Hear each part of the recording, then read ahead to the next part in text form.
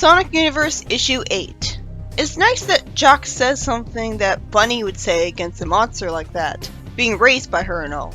It's confirmed that the monster really is Tikal plus Chaos, and Jock is surprised that Sonic doesn't remember the Ixis resurgence or the Elemental War, when he should know that Sonic wrote himself out of the timeline to go fix it.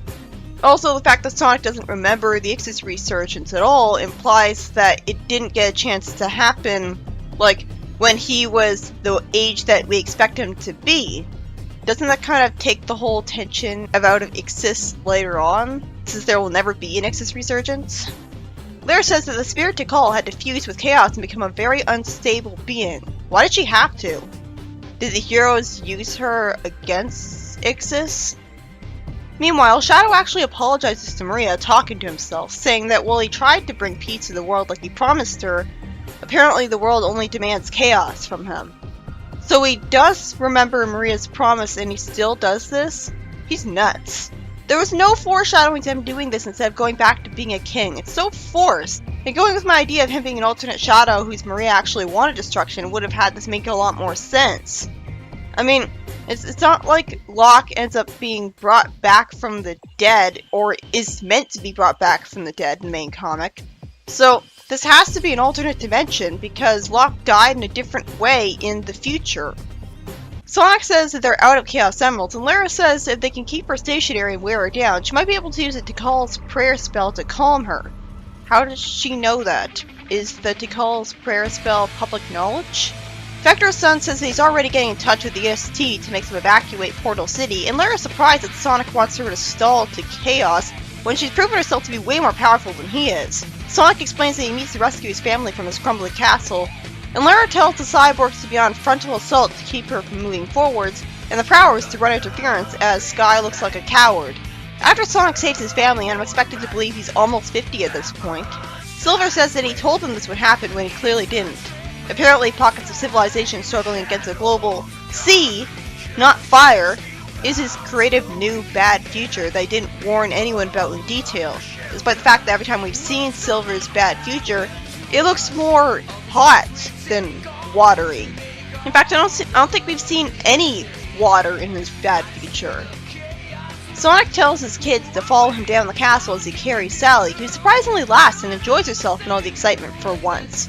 If only she reacted like this to danger a lot more often, I'd see how she could have good chemistry with Sonic.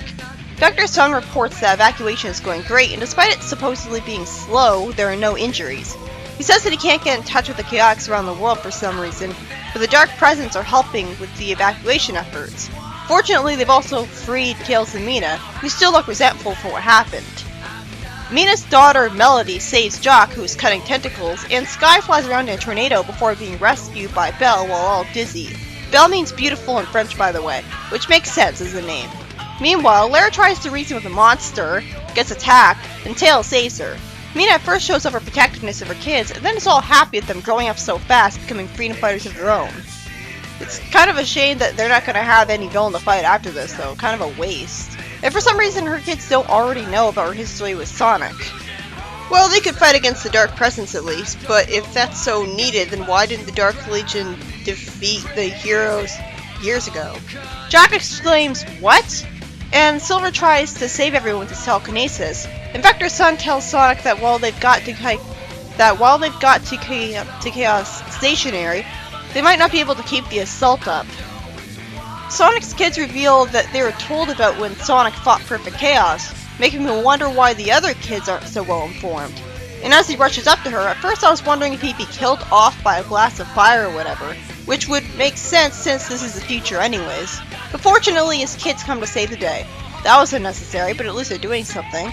As she goes back into the water from being attacked in the head, I assume, Lara says her spell and tells Tikal to rest because she never wanted to cause harm. Sonic congratulates Lara, and then thanks Silver for catching the kids. Sonic complains that his back is hurting from the exertion, which is kind of depressing. And for some reason Sonic says he can't remember someone within his group of freedom fighters turning on the team, not even mentioning Fiona. Seriously, why does nobody mention her? They're dancing around the obvious answer. I mean, it's not like Silver deliberately specified original freedom fighters. Silver says Chronos Control holding a yellow Chaos Emerald or something, and conveniently goes back to his future. Well, I learned that it's not a yellow Chaos Emerald later, but it looks like one. Sonic says that the new Freedom Fighters are in action even though there's no danger around now, aside from the Dark Presence. I guess just to be safe. And he says that Vector's son is with him in spirit. Did he get killed off? I never noticed that. And that seems to get contradicted later. Oh well. Meanwhile, down on this crater, Finitevus goes through a warp ring, and someone that is called Grand Master tells him the Angel Island will be over to them by tomorrow. This issue was by Ian Flynn. It was about Perfect to call Chaos eventually getting defeated, as she's distracted on all sides and eventually hit in the head by Sonic's kids. There's really not much to say about this story. The predictable happens. Giant boss monster dies. I like the nice touches, like Antoine's kids speaking French at times and talking like Bunny wants to really feel like they're his kids, and Sonic's kids knowing about his adventures when he was younger. It all makes sense, and Sally seeming to enjoy danger for once in her life. Charming moments like that. And what happened to Shadow? He even proves that he knows this isn't what Maria wants, but still somehow thinks he's justified in it all. Since when does he give up that easily? Nothing he's doing makes any sense. And Tails and Mina were only really helpful once between the two, though I guess it was helpful enough.